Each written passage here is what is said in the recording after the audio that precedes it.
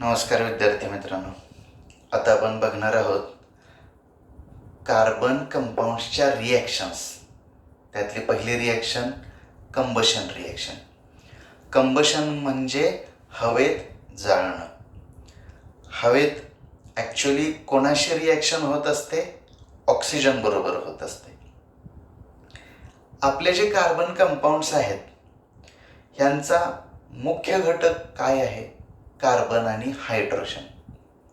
त्यामुळे जेव्हा जेव्हा कार्बन कंपाऊंडची रिॲक्शन होते, कंबशन रिॲक्शन होते, तेव्हा या कंपाऊंडमधला कार्बन आणि हायड्रोजन दोघंही एअरमधल्या ऑक्सिजन बरोबर रिॲक्ट होतात आणि CO2 आणि H2O फॉर्म होतात. कार्बन डायऑक्साईड आणि वॉटर हे व्हेपरच्या स्वरूपात तयार होतं, कारण ही कंबशन प्रोसेस आहे, हीट दिलेली असते, त्याची स्टीम तयार होते. ॲट द सेम टाईम महत्त्वाची गोष्ट काय तर सगळे हे कंपाऊंड्स फ्युएल म्हणून काम करतात. त्यामुळं ह्या प्रत्येक कंबशन प्रोसेसमध्ये तुम्हाला heat energy, light energy form झालेली आढळून येईल. इथं काही रिॲक्शन्स दिलेले आहेत. मिथेन, ब्युटेन, इथेनॉल हे 3 मेन उदाहरणं आपण घेतलेत. मिथेन आपल्याला गोबर गॅसमध्ये सापडतो, बायोगॅसमध्ये. ब्युटेन हा आपल्या घरामधलं जे सिलेंडर असतं त्याच्यामध्ये ब्युटेन गॅस असतो. आणि इथेनॉल म्हणजेच इथिल अल्कोहोल हे सध्या पेट्रोल बरोबर मिक्स करून दिलं जातं, म्हणजे हे सुद्धा फ्युएल म्हणूनच वापरलं जाते. तर या सगळ्यांचं कंबशन जेव्हा होतं, कंबशन म्हणजे ऑक्सिजन बरोबर रिॲक्शन. ह्या रिॲक्शन्समध्ये प्रत्येक वेळी काय प्रॉडक्ट तयार होईल? CO2, H2O, हीट आणि लाईट. सगळीकडे बघा, CO2, H2O, heat, light. CO2, H2O, heat, light. फक्त तुम्हाला रिॲक्शन बॅलन्स करणं जमलं पाहिजे. तर पहिली रिॲक्शन घेऊयात. CH4 plus twice O2 that gives CO2 plus twice H2O. आता आपण काय करूयात? बॅलन्स करूयात. हे आकडे पुसूयात, थोडी तुमची बॅलन्सिंगची प्रॅक्टिस घेऊयात. हे बघा, पहिल्यांदा काय करा, कार्बन दोन्हीकडं बॅलन्स करा. कार्बन इथं 1 आहे, इथं पण 1च आहे, बॅलन्सड आहे. मग हायड्रोजन कम्पेअर करा. हायड्रोजन इकडं 4 आहेत, इकडं 2 आहेत. मग आपण इथं 2 लिहूयात. हायड्रोजन बॅलन्स झाले. मग आपण इकडं ऑक्सिजन किती होतात तेवढे पलीकडं आणूयात. इथं किती झाले? 2 आणि हे 2, 4 ऑक्सिजन झाले. इथं O2 आहे, इथं जर तुम्ही 2 लिहिलं तर झाली बघा रिॲक्शन बॅलन्स. दुसऱ्या एक्झाम्पलमध्ये ब्युटेनमध्ये आपण काय करूयात? सेम बॅलन्सिंग करूयात.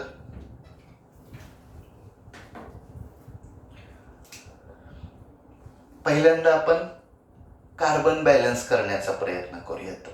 बघा, बॅलन्स करत जायचंय आपल्याला आणि त्यात काही ॲडजस्टमेंट कशा कराव्या लागतात ते पण बघायचंय. इकडं 4 कार्बन आहेत, इकडं 1च कार्बन आहे, इथं आपण 4 लिहूयात. त्यानंतर आपण हायड्रोजन बॅलन्स करायला जातोय. इकडं 10 हायड्रोजन आहेत, इथं 2 आहेत, 2×5 = 10, म्हणजे इथं 5 आले. आता इकडं किती ऑक्सिजन आहेत तेवढे तिकडं तयार करायचे. इकडं हे बघा, 4×2 = 8 ऑक्सिजन आहेत आणि इथं 5×1 = 5, 8 आणि 5 13 ऑक्सिजन झाले. पण इकडं आहे O2 म्हणजे 2 ऑक्सिजन आहे, त्याच्या पटीत कितीही केलं तरी 13 ही विषम संख्या आहे, ऑड नंबर आहे, होऊ शकणार नाही 13. तरी आपण आता काय करायचंय? ऍडजस्टमेंट काय करायची? इथं 13 येण्यासाठी मी काय केलं पाहिजे?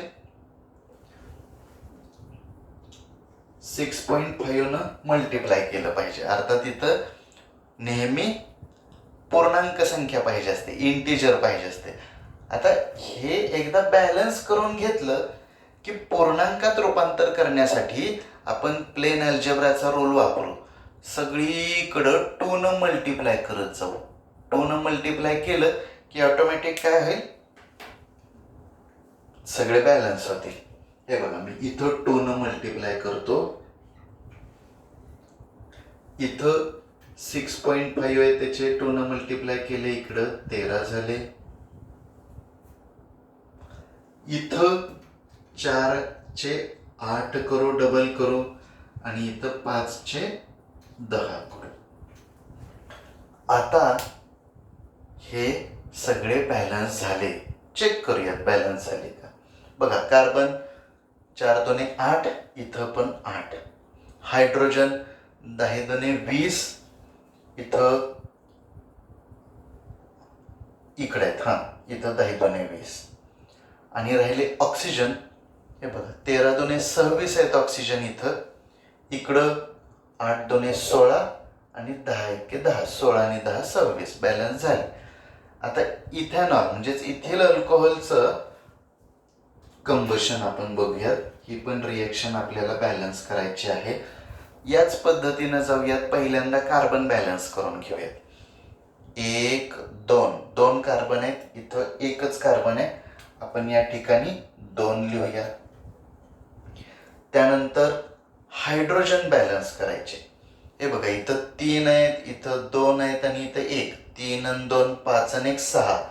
इथं H2 आहे, इथं जर मी 3 लिहिलं तर हायड्रोजन होतील 6. आता ऑक्सिजन दोन्हीकडचे मोजू, पण ऑक्सिजनसाठी इकडून तिकडं जायचं. हे 2 दोन 4 आणि 3 7 ऑक्सिजन आहेत. आणि इकडं या ठिकाणी 1 ऑक्सिजन हा वेगळा आहे आणि इकडं 2 ऑक्सिजन आहेत. मला किती पाहिजेत? 7. त्यातला हा 1 इकडं गेला, राहिले 6. 6 करण्यासाठी इथं मी 3 न मल्टिप्लाय केलं पाहिजे. आलं का लक्षात? हे झाली कंबशन प्रोसेस. पण कंबशन प्रोसेसमध्ये जे रिएक्टंट्स आहेत, त्या रिएक्टंट्सच्या स्ट्रक्चरवरती ज्योत कशी तयार होते ते ठरतं. तुम्ही जर ज्योती बघितलेल्या असतील तर येलो फ्लेम बघितली, ब्ल्यू फ्लेम बघितली. आपल्या घरचा जो गॅस असतो त्याची फ्लेम कशी तयार होते? ब्ल्यू असते. आणि दिवा लावलेला असतो तेलातला, त्याची फ्लेम कशी असते? येलो असते. मग येलो फ्लेम कधी तयार होते आणि ब्ल्यू फ्लेम कधी तयार होते? तर जेव्हा सॅच्युरेटेड हायड्रोकार्बन असतो, सॅच्युरेटेड म्हणजे सगळे सिंगल बॉन्ड्स, सॅच्युरेटेड हायड्रोकार्बन जेव्हा असतो तेव्हा त्याची ब्ल्यू फ्लेम तयार होते, क्लिअर. आणि जेव्हा अनसॅच्युरेटेड हायड्रोकार्बन असतो, अनसॅच्युरेटेड म्हणजे डबल बॉन्ड, ट्रिपल बॉन्ड, म्हणजे तिथं कार्बनच्या तुलनेत हायड्रोजन कमी असतात म्हणून ते डबल बॉन्ड, ट्रिपल बॉन्ड असतात.